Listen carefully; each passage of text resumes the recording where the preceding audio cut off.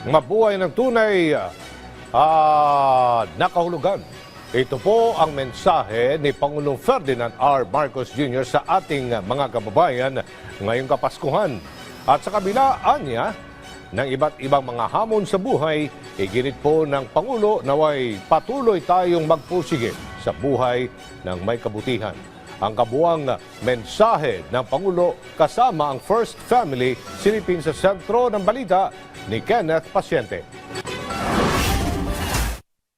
Isabuhay ang tunay na kahulugan at layunin ng Pasko. Iyan ang mensahe ni Pangulong Ferdinand R. Marcos Jr. sa mga Pilipino ngayong Kapaskuhan. Sinabi ng Pangulo na mahalaga ang okasyon sa mga Kristiyano bilang selebrasyon ng kapanganakan ni Kristo na tagapagligtas. Pero panahon din ito para maramdaman ang presensya ng Diyos sa pamamagitan ng pasasalamat, kabutihan at kaligayahan sa lahat. Giit ng Pangulo, mahalaga ang Christmas celebration hindi lang sa mga Kristiyano dahil simbolo na rin kasi ito ng pasasalamat maging sa ibang paniniwala. Ipinaalala pa niya na Pasko rin ang dahilan ng pagbubuklod-buklod ng pamilya.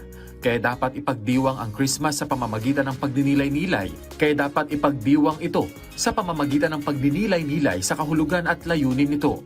Hiling ng Presidente na naway ang kasiyahan at diwa ng Pasko ay magdala ng pagmamahal at kapayapaan sa bawat tahanan at mas mapalalim pa ang relasyon sa may kapal at mula sa isa't isa.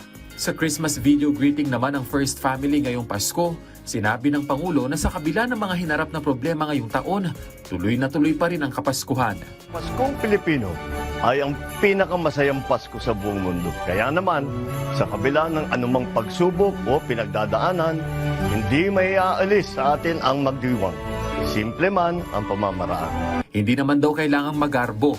Ang mahalaga ay kasama ang pamilya at magsalo-salo. Pwede rin bumisita sa mga magagandang tanawin sa bansa o di kaya ay sama-samang magsimba. Hindi naman kailangan magarbo dahil nasa ang sulok ng bansa at anuman ang ating kalagayan, ang Pasko sa Pilipino ay pagmamahalan at pagbibigayan. Ang Pasko sa Pilipino ay pamilya. Kami po ay bumabati sa inyo ng maligayang Pasko at manigong bagong taon.